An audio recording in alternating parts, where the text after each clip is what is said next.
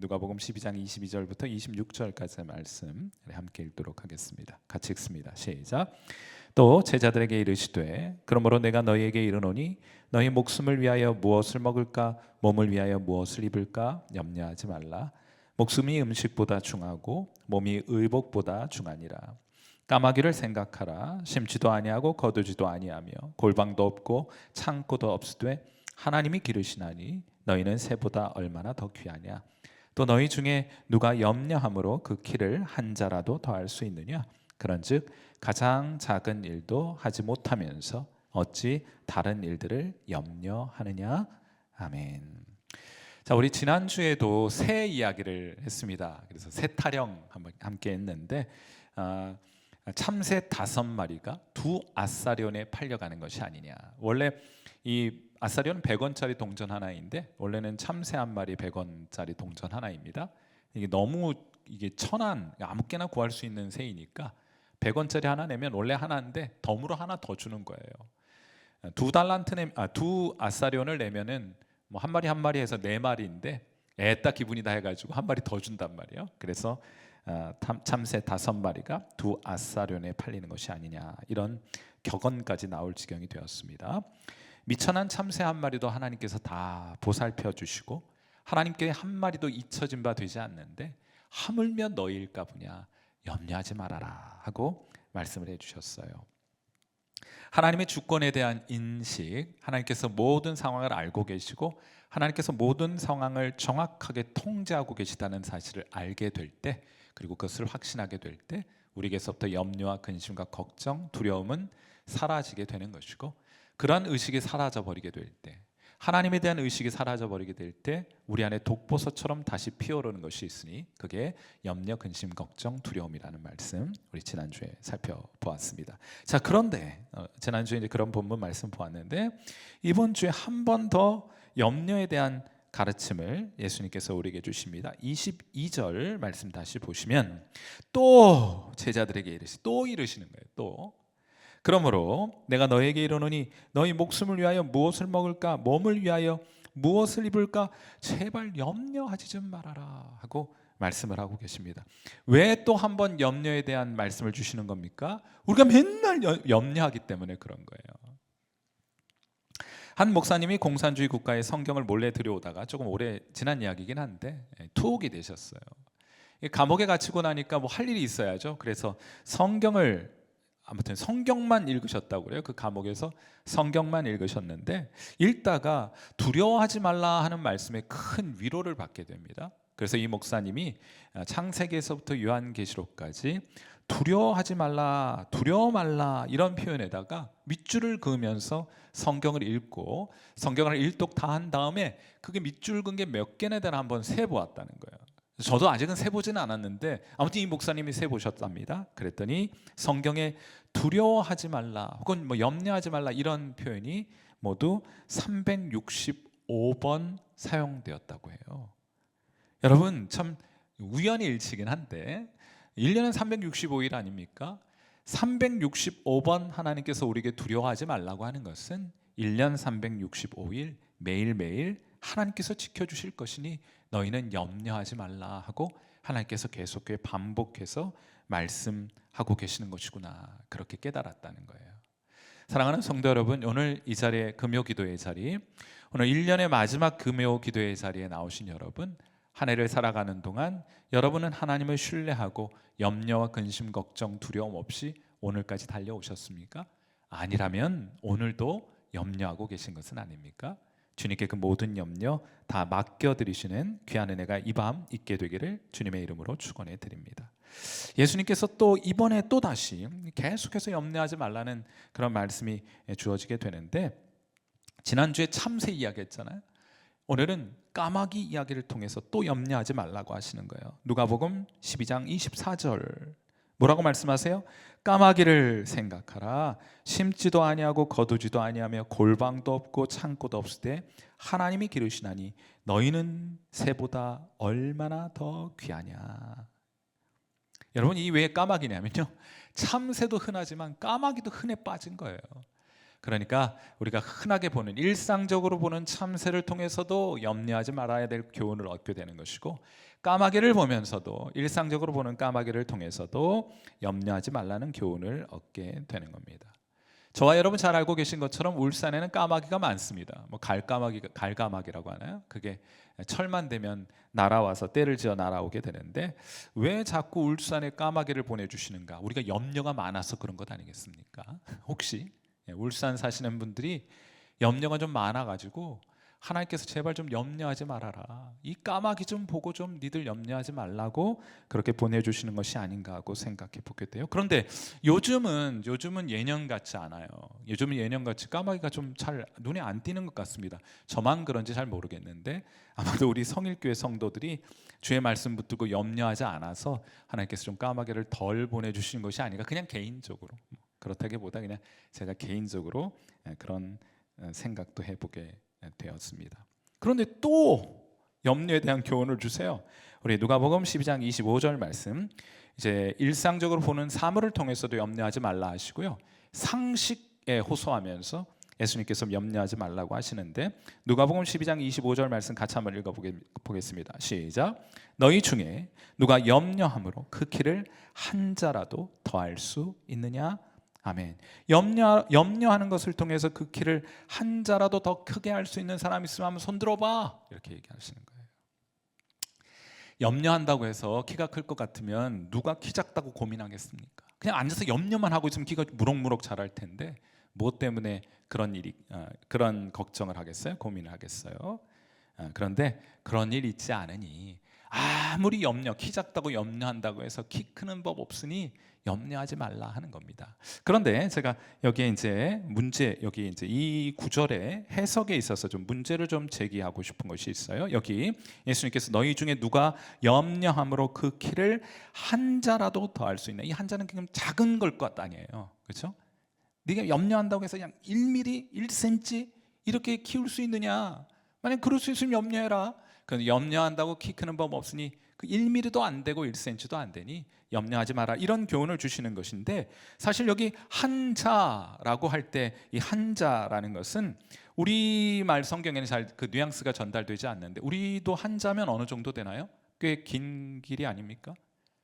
네? 45cm. 그래요? 정확하게 이 한자가 45cm입니까? 여기 한자는 헬라어 성경 따지면 한 규빗이에요. 규빗이 얼마냐면 이 손끝에서부터, 성인의 손끝에부터 이 팔꿈치까지의 길이가 한 규빗입니다. 정확하게 45cm예요. 그래서 정확하게 한자로 그렇게 번역을 해 놓았군요. 근데 이게 말이 안 되잖아요. 염려함으로 키를 45cm나 키울 수 있느냐? 이렇게 물어보시는 게 좀 이상하지 않습니까?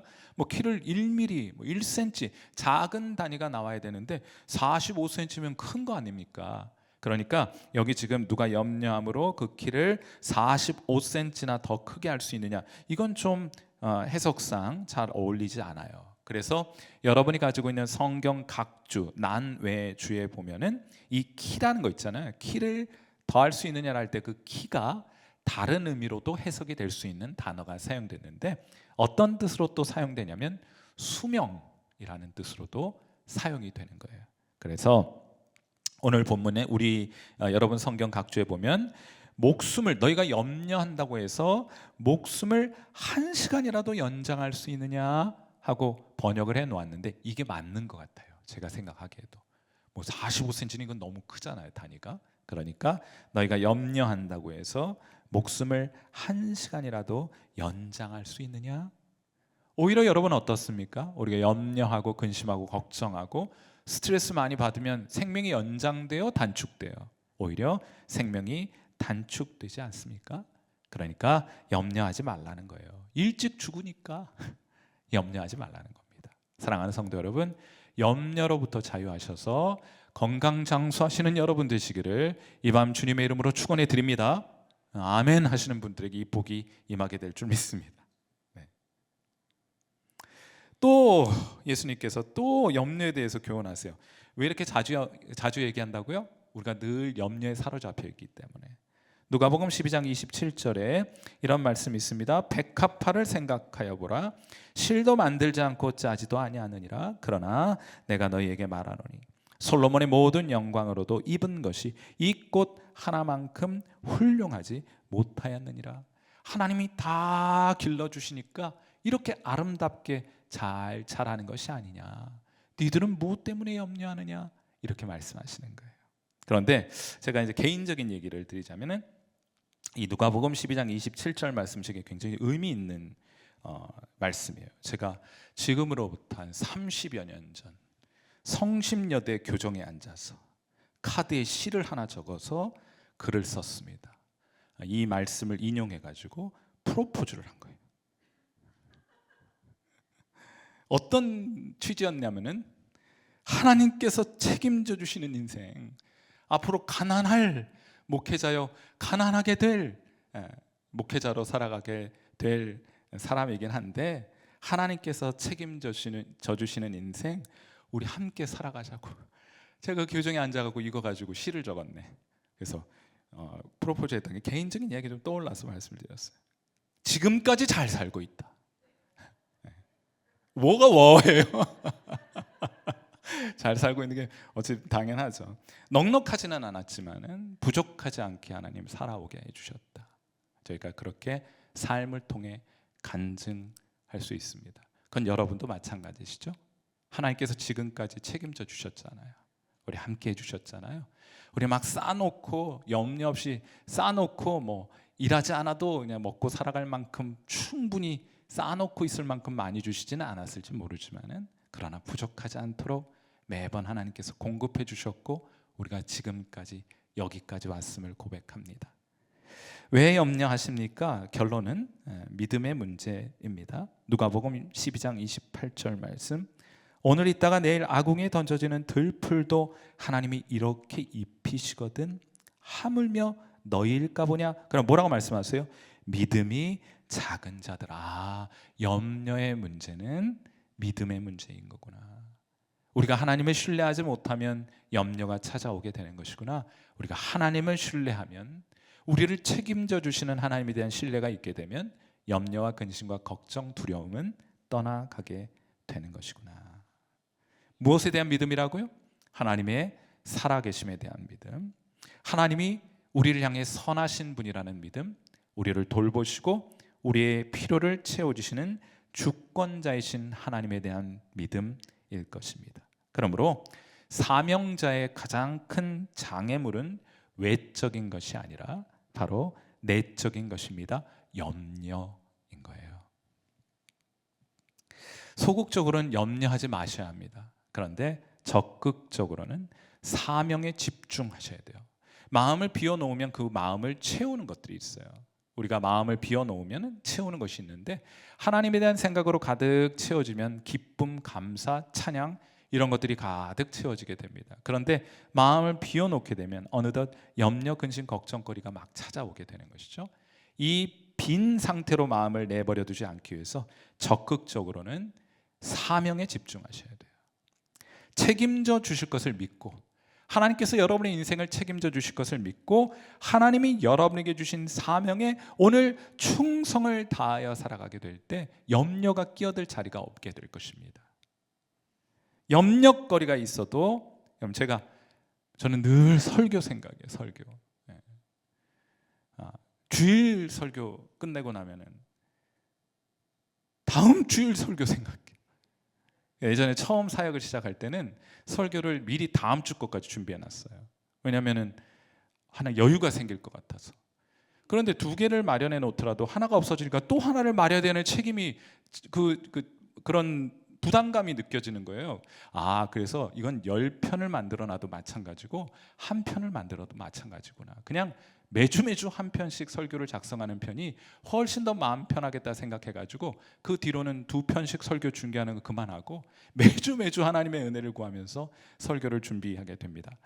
이번 주 설교 끝나면 다음 주 돌아오는 수요일 설교, 매일 새벽 설교, 그리고 수요 지나면 또 금요일 설교 준비, 또 주일 설교 준비.